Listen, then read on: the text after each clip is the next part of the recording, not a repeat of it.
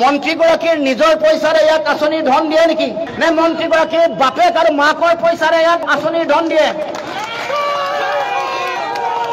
নে বিজেপিয়ে এইবোৰ যে চান্দা তোলে যে ইলেক্ট্ৰেল বন্ড তাৰ পইচাৰে পইচা দিয়ে বিজেপিয়ে মাটিৰ খাজানাও 5 গুণ বঢ়াইছে টেক্স বঢ়াইছে তাৰ টকা পইচাৰে অৰুণোদয় আঁচনি দিছে তাৰ টকা পইচাৰে ঘৰ দিছে তাৰ টকা পইচাৰে বৃদ্ধ পেঞ্চন আৰু বিধৱা পেঞ্চন দিছে অসমৰ সমাজ জীৱনত বাঙালী মানুহসকলক যদি সন্দেহৰ মাজলৈ ঠেলি দিছে তেতিয়াহ'লে বিজেপিয়ে ঠেলি দিছে যেতিয়া নাগৰিকত্ব সংশোধনী আইন আনি অসমত জাপি দিলে ৭১ আগত অহা বাঙালীসকলৰ ওপৰতো সন্দেহৰ আঙুলি টুৱাই দিলে যে এইসকল ভাৰতীয় হয় নে নহয় এই বিজেপি চৰকাৰৰ দিনত ডিটেনশ্যন কেম্পত থকা মানুহৰ এটাও গোচৰৰ নিষ্পত্তি হোৱা নাই ডি ভোটাৰৰ কেছ যিমান আছে বিজেপিৰ দিনত এটাও নিষ্পত্তি কৰা নাই মই এনেই কোৱা নাই আপোনালোকে তথ্য চাই ল'ব গতিকে বাঙালীসকলৰ প্ৰধান শত্ৰু হ'ল এই বিজেপি দল এই যে মানুহৰ মাজত বিভাজন আনিছে অসমীয়া বঙালী মানুহৰ মাজত কোনে আনিছে বিজেপি আনিছে এতিয়া খোৱা বোৱা বস্তুৰ দাম কিমান বাঢ়িলে 180% বাঢ়িছে 4 গুণ এতিয়া স্মাৰ্ট ডকাইত লগাই দিছে যিটোৰ নাম স্মাৰ্ট মিটাৰ বিদ্যুতৰ মাচুল স্মাৰ্ট মিটাৰ লগোৱাৰ আগত 9 বাৰ নে 11 বাৰ বাঢ়িছিলে যদি 10 পইচা চৰকাৰে কমায় পেপাৰত ডাঙৰ ডাঙৰ এডভাৰটাইজমেন্ট দিয়ে যেতিয়া 50 পইচা বা 70 পইচা চৰকাৰে বঢ়ায় তেতিয়া ময়ো গম নাপাওঁ খালেদা বেগমো গম নাপায় সাধাৰণ মানুহৰ তেজ হুহি খুৱাই এখন চৰকাৰ গেছৰ চিলিণ্ডাৰ দাম বাঢ়িছে পেট্ৰল ডিজেল 900টা দৰবৰ দাম শেহতীয়াকৈ বাঢ়িলে ঘৰ বন্ধা যিমান সামগ্ৰী আছে শিল বালি ইটা টিং সকলোৰে দাম 200%তকৈ বেছি বিজেপিৰ দিনত বাঢ়িছে টুল টেক্স সদায় বাঢ়ে আনফালে আইন হাতত তুলি কাৰোবাক ইচ্ছা কৰিলেই তেওঁলোকে মাৰি দিয়া এতিয়া আইনৰ শাসন চলি থকা নাই এতিয়া জংগল ৰাজ চলিছে ৰাইজ এই জংগল ৰাজ আমি সকলোৱে মিলি শেষ কৰিব লাগিব এইটো গণতান্ত্ৰিক দায়িত্ব এইটো জাতীয় দায়িত্ব 21ৰ নিৰ্বাচনত তেওঁলোকে আমাৰ ৰাইজক ৰাম ঠগন দিলে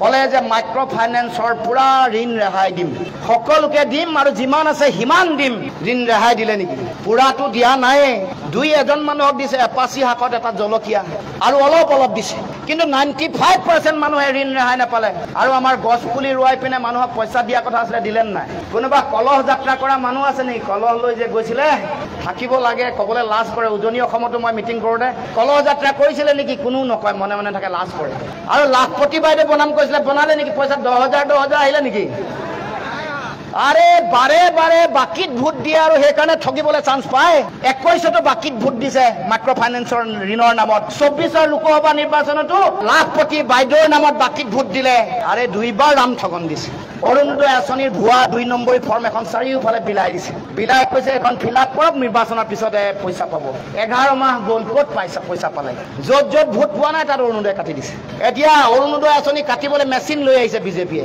বেংক ইয়াৰ পৰা লৈ যোৱা হ'ল কোনে আনিলে বিজেপি নাম কটা বস্তু বাহনী লৈ যোৱা এইবোৰতো বিজেপিৰে কাম ক'ৰবাত যদি অধিকাৰ পাব লাগে অধিকাৰ কৰ্তন কৰে আজি স্বাধীনতাৰ 75 বছৰ অতিক্ৰম কৰাৰ পাছতো মুৰাদাৰত এই অগ্নি নিৰ্বাপনৰ কোনো ব্যৱস্থা নাই আৰু পুলিচ থানাৰ অৱস্থা অতি শোচনীয় আহি থাকোতে ৰাস্তা দেখাই পাইছো মই সেইকাৰণে অসমৰ মুখ্যমন্ত্ৰীক কৈছো আপুনি কোৱা উন্নয়নৰ যাত্ৰা যদি চাব লাগে মুৰাদাৰলৈ আহক আৰু ভিন্নাকান্দিলৈ আহক থানালৈ আহক আৰু ইয়াৰ অগ্নি নিৰ্বাপনৰ ব্যৱস্থা চক গতিকে ৰাইজ সকলোকে আহ্বান জনাইছো এইবাৰ আৰু ৰাম ঠগন নাখাব যোৱা ইলেকশ্যনবোৰত যিবোৰ ঠগিলে প্ৰবঞ্চনা কৰিলে আমাক ৰাম টুপি দিলে সাধাৰণ জনগণক তাৰ উত্তৰ এই পঞ্চায়ত নিৰ্বাচনত ৰাইজে সকলোৱে মিলি দিব লাগিব আৰু সকলোৱে জাহাজৰ চিনত ভোট দিবলৈ মই সকলোকে আহ্বান জনাইছো মুৰাদাৰলৈ অহাৰ লগে লগে মই খবৰ পাইছো যে ৰাইজে এটা সিদ্ধান্ত গ্ৰহণ কৰিছে যে এই ভিন্নাকান্দি সমষ্টিৰ পৰা এইবাৰ সাম্প্ৰদায়িকতাক মাটিৰ পৰা পুলিয়ে পোখাই উৎখাত কৰিব ব্ৰহ্মপুত্ৰত দলিয়াই পেলাব ঘৃণাৰ ৰাজনীতি সাম্প্ৰদায়িকতাৰ ৰাজনীতি যে অসমৰ মাটিত স্থান নাই এই কথা বহু দিনৰ আগৰ পৰা এই ভিন্নাকান্দি যমুনামুখৰ ৰাইজে প্ৰমাণ কৰি আহিছে সেইকাৰণে খলিলুৰ ৰহমান চৌধুৰী ডাঙৰীয়াক এটা সময়ত এই অঞ্চলৰ ৰাইজে জাতীয়তাবাদী প্ৰতিনিধি হিচাপে দিছপুৰলৈ প্ৰেৰণ কৰিছিল আৰু আমি আজি এনেকুৱা এটা ঠাইত উপস্থিত হৈ আছো য'ত 1967 চনৰ এটা লাইব্ৰেৰী ইয়াত ৰাইজে প্ৰতিষ্ঠা কৰিছে 1967ৰ এটা লাইব্ৰেৰী গতিকে এই পুথিভঁৰালৰ কাষত থিয় হৈ পুনৰ আমি ক'ব খুজিছো এই অঞ্চলৰ যেনেকৈ ৰাইজৰ শিক্ষাৰ প্ৰতি পঢ়া শুনাৰ প্ৰতি যেনেকৈ ভাল পোৱা আছে তেনেকৈ আমি অসম জাতীয় পৰিষদেও আমি আমাৰ যিসকল প্ৰাৰ্থীক আগবঢ়াই দিছো খালিদা বেগম আৰু ৰমানা বেগম গুণগতভাৱে আগবঢ়া কোৱালিটি পলিটিক্সৰ যে প্ৰয়োজন তাৰ কাৰণে তেনেকুৱা দুগৰাকী প্ৰাৰ্থীক আপোনালোকলৈ আগবঢ়াই দিছো গণতন্ত্ৰ ভাল কৰিবলৈ পঞ্চায়তী ৰাজ ব্যৱস্থাৰ পৰা দুৰ্নীতি উঘালিবৰ কাৰণে ভ্ৰষ্টাচাৰ আৰু স্বজন তোষণক এই পঞ্চায়তী ৰাজ ব্যৱস্থাৰ পৰা নাইকিয়া কৰিবৰ কাৰণে ভাল প্ৰতিনিধি লাগে মানুহৰ কাৰণে কাম কৰা প্ৰতিনিধি লাগে যুঁজাৰু প্ৰতিনিধি লাগে আৰু সাম্প্ৰদায়িকতাহীন প্ৰতিনিধি লাগে আৰু সেই কাৰণে অসম জাতীয় পৰিষদৰ শ্লোগান যে আমি সকলোকে সমান দৃষ্টিৰে চাম আমাৰ কাৰণে কোনো কোলা বগা নাই কোনো ভেদভাৱ নাই আমি পাব লগা প্ৰাপ্য অধিকাৰ কেৱল ৰাইজৰ দল জাতীয় পৰিষদ বা কংগ্ৰেছৰ মানুহকে নিদিও কোনোবা যদি বিজেপিৰ মানুহেও প্ৰাপ্য অধিকাৰ পোৱা নাই পাব লগা আঁচনি পোৱা নাই সকলোৱে পাব সমান দৃষ্টিভংগীৰে দিয়া হ'ব কাকো ভাগ ভাগ কৰা নহয় গতিকে এইটো হ'ল আমাৰ দৃষ্টিভংগী ভগৱান আৰু আল্লাই যেতিয়া মানুহক সৃষ্টি কৰিছে তেওঁলোকৰ দৃষ্টিত আমি সকলো সমান এখন গণতন্ত্ৰ ভাৰতবৰ্ষৰ দৰে এখন পৃথিৱীৰ বিশাল গণতন্ত্ৰত সংবিধানৰ মূল চাবিকাঠিটোৱে হ'ল সমতা সকলোকে সমান অধিকাৰ দিব লাগে সকলো জাতি জনগোষ্ঠী ভাষা ভাষী ধৰ্মাৱলম্বী লোকক সমান আৰু সমতাৰ দৃষ্টিভংগীৰে চাব লাগে এইটো ভাৰতবৰ্ষৰ সংবিধান আৰু গণতান্ত্ৰিক ব্যৱস্থাৰ এইটো সৌন্দৰ্য এতিয়া অসমত মুখ্যমন্ত্ৰীকে ধৰি বিজেপি দলে চাৰিওফালে সাম্প্ৰদায়িকতাৰ বিষবাস্প বিয়পাইছে এইখন অসমত আমাৰ যিটো হাতাম পুৰুষীয়া ঐক্য সমন্বয় সম্প্ৰীতিৰ যিটো বৰ ভেটি মহাপুৰুষ শ্ৰীমন্ত শংকৰদেৱ আৰু আজান ফকীৰে গঢ়িছিল সেই সমন্বয়ৰ পৃষ্ঠভূমিলৈ সংকট আহিছে ঘৃণা আনিবলৈ চেষ্টা কৰিছে সাম্প্ৰদায়িকতাৰ বিষবাস্প জাপি দিব খুজিছে চাৰিওফালে মানুহক এক ধৰ্মীয় উন্মাদনাৰ মাজলৈ ঠেলি দিবৰ কাৰণে বিজেপি দলে কাম কাজ আৰম্ভ কৰিছে আৰু সেই কাৰণে আমি সংকল্প লৈছো যে ২৬ চনত অসমৰ মাটিৰ পৰা সাম্প্ৰদায়িকতাক আমি উৎখাত কৰিম এয়া আমাৰ সংকল্প আৰু এবাৰ পঞ্চায়ত নিৰ্বাচনত ৰাইজে তাৰ আধাৰ গঢ়িব লাগিব ফাউণ্ডেশ্যন বনাব লাগিব সেইকাৰণে মুৰাজলৈ আহি বিন্নাকান্দিলৈ আহি মই ৰাইজক আহ্বান জনাইছো সাম্প্ৰদায়িকতাৰ খেল আৰু বহুত চলিলে আৰু হ'বলৈ দিয়া নহ'ব সেইকাৰণে আমাৰ দুইগৰাকী যোগ্য প্ৰাৰ্থী খালিদা বেগম আৰু ৰমানা বেগমক আপোনালোকে জাহাজৰ চিনত ভোট দি বিপুল বিপদজনক জয়লাভ কৰোৱাই পঠক আপোনালোকক কথা দিছো অহা ২০২৬ চনত আমি এগৰাকী সমন্বয় আৰু জাতীয়তাবাদৰ বাণী বিলোৱা বিধায়ক এই বিন্না গান্ধীৰ আমি দিম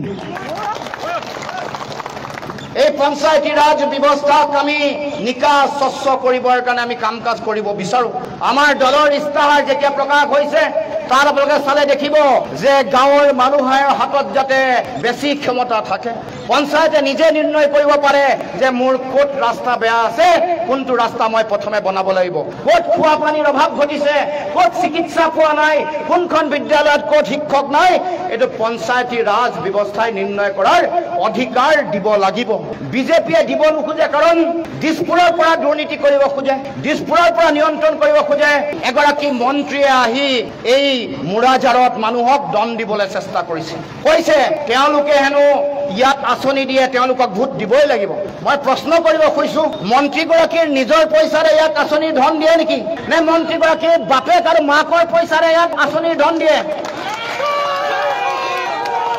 নে বিজেপিয়ে এইবোৰ যে চান্দা তোলে যে ইলেক্ট্ৰেল বন্ড তাৰ পইচাৰে পইচা দিয়ে না বিজেপিৰ পইচা না মন্ত্ৰীৰ পইচা না মন্ত্ৰীৰ মাক বাপেকৰ পইচা এয়া জনগণৰ টকা পইচা এয়া আপোনাৰ মোৰ টকা পইচা আপুনি মই শৰীৰৰ ঘাম মাটিত পেলাই তেজ পানী কৰি কাম কৰি টকা ঘটিছো তাৰ কৰ দিছো টেক্স দিছো মাটিৰ খাজানা দিছো বিজেপিয়ে মাটিৰ খাজানাও 5 গুণ বঢ়াইছে টেক্স বঢ়াইছে তাৰ টকা পইচাৰে অৰুণোদয় আঁচনি দিছে তাৰ টকা পইচাৰে ঘৰ দিছে তাৰ টকা পইচাৰে বৃদ্ধ পেঞ্চন আৰু বিধৱা পেঞ্চন দিছে এয়া আমাৰ অধিকাৰ এই অধিকাৰ বিজেপিয়ে দিয়া অধিকাৰ নহয় চৰকাৰে দিয়া অধিকাৰ চৰকাৰ মানুহৰ চৰকাৰ বিজেপিৰ চৰকাৰ নহয় জনগণৰ চৰকাৰ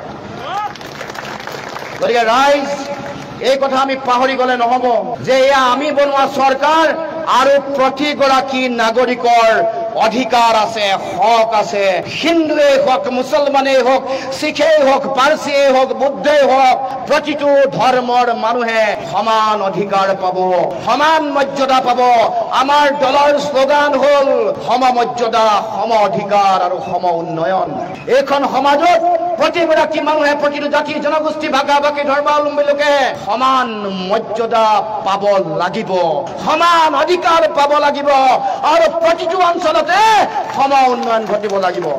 মুছলমান অধ্যুষিত অঞ্চল বুলি ক'ৰবাত উন্নয়নৰ যাত্ৰা কম হ'ব, ক'ৰবাত জনজাতীয় মানুহ থকা বুলি উন্নয়নৰ যাত্ৰা কম হ'ব, ক'ৰবাত আহোম থকা বুলি উন্নয়নৰ যাত্ৰা কম কৰিব হিমন্ত বিশ্ব শৰ্মাই। এই কথা মানি লোৱা নহ'ব, মানি লোৱা নহয়।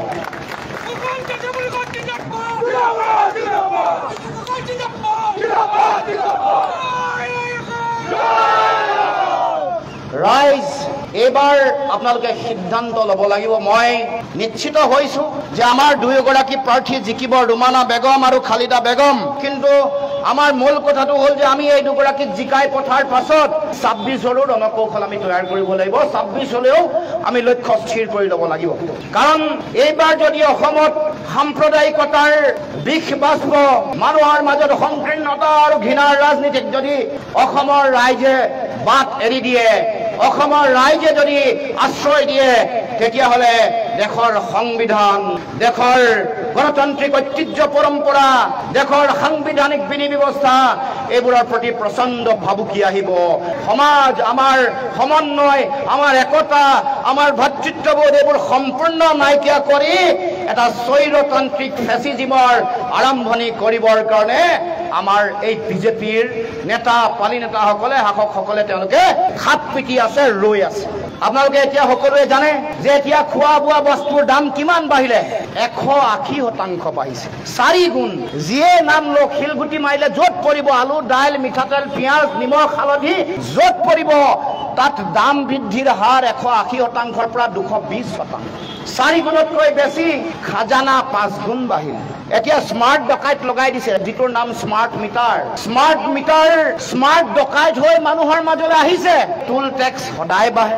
বিদ্যুতৰ মাচুল স্মাৰ্ট মিটাৰ লগোৱাৰ আগত 9 বাৰ নে 11 বাৰ বাঢ়িছিলে। যদি 10 পইচা চৰকাৰে কমায়, পেপাৰত ডাঙৰ ডাঙৰ এডভাৰটাইজমেণ্ট দিয়ে। যিদিনাখন 50 পইচা বঢ়ায়, সেইদিনাখন না লুৎফুৰে গম পায়, না জিয়াউৰ ৰহমানে গম পায়। যেতিয়া 50 পইচা বা 70 পইচা চৰকাৰে বঢ়ায়, তেতিয়া ময়ো গম নাপাওঁ, খালেদা বেগমো গম নাপায়। কমালে এডভাৰটাইজমেণ্ট দিয়ে, মুখ্যমন্ত্ৰী মুখখন উলিয়াই দিয়ে, এইফালে শক্তিমন্ত্ৰী মুখখন উলিয়াই দিয়ে। এইখন হ'ল চৰকাৰ। আৰু যেতিয়া বঢ়ায়, তেতিয়া মনে মনে চুপে চাপে বাৰে বাৰে বঢ়াই থাকে, মিটাৰ পকাই থাকে।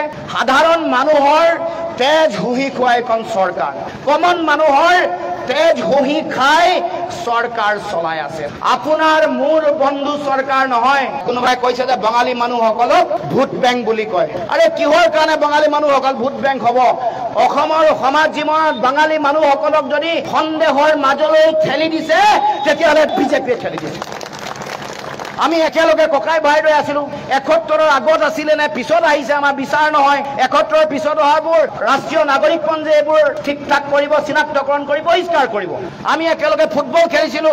যেতিয়া নাগৰিকত্ব সংশোধনী আইন আনি অসমত জাপি দিলে, 71ৰ আগত অহা বাঙালীসকলৰ ওপৰতো সন্দেহৰ আঙুলি টুৱাই দিলে যে এইসকল ভাৰতীয় হয় নে নহয়। গতিকে বাঙালীসকলক সন্দেহৰ মাজলৈ ঠেলি দিয়া এই দলটোৰ চৰকাৰখনেই হ'ল বিজেপি চৰকাৰ।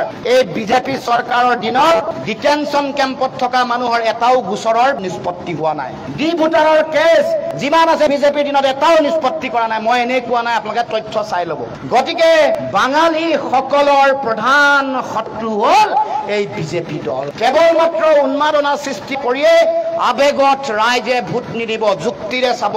মই কোৱা কথা বতৰাবোৰ তথ্য প্ৰমাণ চাব, চাই ক'ব এই যে মানুহৰ মাজত বিভাজন আনিছে, অসমীয়া বঙালী মানুহৰ মাজত কোনে আনিছে? বিজেপি আনিছে। বেলেগ মানুহে অনা নাই, সাধাৰণ মানুহে। আমি একেলগে যিমান জাতি জনগোষ্ঠী, ভাষা ভাষী, ধৰ্মাৱলম্বী লোকে এটা বৃহৎ অসমীয়া জাতি হত্যা কৰিব খুজিছো। মহাজাতি হত্যা, সকলো জাতি জনগোষ্ঠী, ভাষা ভাষী, হিন্দী ভাষী অসমীয়া, বাংলা ভাষী অসমীয়া সকলোকে লৈ। কিন্তু বিভাজন যদি আনিছে, এই বিজেপি দলে আনিছে, তেওঁলোকৰ নেতা পালি নেতাসকলে আনিছে। ইলেক্ট্ৰিচিটিৰ দাম বাঢ়িছে, গেছৰ চিলিণ্ডাৰ দাম বাঢ়িছে, পেট্ৰল ডিজেল 900টা দৰৱৰ দাম শেহতীয়াকৈ বাঢ়িলে। ঘৰ বন্ধা যিমান সামগ্ৰী আছে, শিল বালি ইটা টিং সকলোৰে দাম 200%তকৈ বেছি বিজেপিৰ দিনত বাঢ়িছে। গতিকে ৰাইজ, এফালে সাধাৰণ জনগণ সৰ্বশ্ৰান্ত, সাধাৰণ জনগণ জীয়াই থকাটো টান কাম হৈ পৰিছে, আনফালে এক্সট্ৰা জুডিচিয়েল কিলিং, আনফালে আইন হাতত তুলি কাৰোবাক ইচ্ছা কৰিলেই তেওঁলোকে মাৰি দিয়ে। এতিয়া আইনৰ শাসন চলি থকা নাই, এতিয়া জংগল ৰাজ চলিছে। ৰাইজ, এই জংগল ৰাজ আমি সকলোৱে মিলি শেষ কৰিব লাগিব। এইটো গণতান্ত্ৰিক দায়িত্ব, এইটো জাতীয় দায়িত্ব। গতিকে ৰাইজে এইবাৰ নিৰ্বাচনত ভোট দিওঁতে এইবোৰ কথা ভাবি চিন্তি চাই সকলোৱে ভোটদান কৰিব লাগিব। 21ৰ নিৰ্বাচনত তেওঁলোকে আমাৰ ৰাইজক ৰাম ঠগন দিলে, ক'লে যে মাইক্ৰ ফাইনেন্সৰ পুৰা ঋণ ৰেহাই দিম, সকলোকে দিম আৰু যিমান আছে সিমান দিম। নিৰ্বাচন গ'ল, তাৰপিছত ঋণ ৰেহাই দিলে নেকি? পুৰাটো দিয়া নাই, 2-1 মানুহক দিছে, এপাচি শাকত এটা জলকীয়া আৰু অলপ অলপ দিছে, কিন্তু 95% মানুহে ঋণ ৰেহাই নাপালে। আৰু আমাৰ গছ পুলি ৰুৱাই পিনে মানুহক পইচা দিয়া কথা আছিলে, দিলে নাই? দিলে নেকি? আৰে 2বাৰ ৰাম ঠগন দিছে। কোনোবা কলহ যাত্ৰা কৰা মানুহ আছে নেকি? কলহ লৈ যে গৈছিলে, থাকিব লাগে, ক'বলৈ লাজ কৰে। উজনি অসমতো মই মিটিং কৰোঁতে চবেই কয় গছ পুলি ৰোৱা পইচা দিলে নাই? দিলে বুলি চবেই কয়। কলহ যাত্ৰা কৰিছিলে নেকি? কোনো নকয়, মনে মনে থাকে, লাজ কৰে। কলহ যাত্ৰা কৰি পইচা দিম কৈছিলে নাই? পইচা দিলে নেকি? নাই দিয়া। আৰু লাখপতি বাইদেউ বনাম কৈছিলে, বনালে নেকি? পইচা 10,000 আহিলে নেকি? আৰে বাৰে বাৰে বাকীত ভোট দিয়ে আৰু সেইকাৰণে ঠগিবলৈ চান্স পায়। প্ৰতিবাৰ বাকীত ভোট দি দিয়ে। 21তো বাকীত ভোট দিছে মাইক্ৰ ফাইনেন্সৰ ঋণৰ নামত। 24ৰ লোকসভা নিৰ্বাচনতো লাখপতি বাইদেউৰ নামত বাকীত ভোট দিলে। তাৰ লগে লগে অৰুণোদয় আঁচনিৰ ভুৱা 2 নম্বৰী ফৰ্ম এখন চাৰিওফালে বিলাই দিছে। বিলাই কৈছে এখন ফিল আপ কৰক, নিৰ্বাচনৰ পিছতে পইচা পাব। 11 মাহ গ'ল, ক'ত পইচা পালে? পইচাটো পোৱা নাই, কাটিয়ে দিছে। এতিয়া অৰুণোদয় আঁচনি কাটিবলৈ মেচিন লৈ আহিছে বিজেপিয়ে। য'ত য'ত ভোট পোৱা নাই তাত অৰুণোদয় কাটি দিছে। গতিকে ৰাইজ, সকলোকে আহ্বান জনাইছো, এইবাৰ আৰু ৰাম ঠগন নাখাব। যোৱা ইলেকশ্যনবোৰত যিবোৰ ঠগিলে, প্ৰবঞ্চনা কৰিলে, আমাক ৰাম টুপি দিলে সাধাৰণ জনগণক, তাৰ উত্তৰ এই পঞ্চায়ত নিৰ্বাচনত ৰাইজে সকলোৱে মিলি দিব লাগিব। আৰু সকলোৱে জাহাজৰ চিনত ভোট দিবলৈ মই সকলোকে আহ্বান জনাইছো। বেংক ইয়াৰ পৰা লৈ যোৱা হ'ল, হয় নহয়? কোনে আনিলে? বিজেপি। নাম কটা, বস্তু বাহনি লৈ যোৱা, এইবোৰতো বিজেপিৰে কাম। মানুহৰ নাম কাটে, বেংক লৈ যায়, পাব লগা সা সুবিধা এইবোৰ তেওঁলোকে কাটে। ক'ৰবাত যদি অধিকাৰ পাব লাগে, অধিকাৰ কৰ্তন কৰে। অগ্নি নিৰ্বাপকৰ কোনো ব্যৱস্থা নাই, ঘৰ জ্বলিলে নুমুৱাবলৈ কোনো ব্যৱস্থা এই অঞ্চলত নাই। আজি স্বাধীনতাৰ 75 বছৰ অতিক্ৰম কৰাৰ পাছতো মুৰাদাৰত এই অগ্নি নিৰ্বাপনৰ কোনো ব্যৱস্থা নাই। আৰু পুলিচ থানাৰ অৱস্থা অতি শোচনীয়। গুৱাহাটীৰ পৰা 3 ঘণ্টা দূৰ, আৰু আজি এই মুৰাঝাৰত, এই বিন্নাকান্দিত এই অতি বেয়া অৱস্থা। আহি থাকোঁতে ৰাস্তা দেখাই পাইছোঁ। মই সেইকাৰণে অসমৰ মুখ্যমন্ত্ৰীক কৈছোঁ, আপুনি কোৱা উন্নয়নৰ যাত্ৰা যদি চাব লাগে, মুৰাঝাৰলৈ আহক আৰু বিন্নাকান্দিলৈ আহক, থানালৈ আহক আৰু ইয়াৰ অগ্নি নিৰ্বাপনৰ ব্যৱস্থা চাওক। ইয়াত থকা যিসকল আলিম উলেমা আছে, আমাৰ যিসকল পিতৃতুল্য জ্যেষ্ঠ ব্যক্তি আছে, আই মাতৃ আছে, আমাৰ অগ্ৰজ আছে, শিক্ষাগুৰু আছে, সকলোকে মই মোৰ তৰফৰ পৰা সশ্ৰদ্ধ প্ৰণিপাত জনাইছোঁ, সেৱা জনাইছোঁ।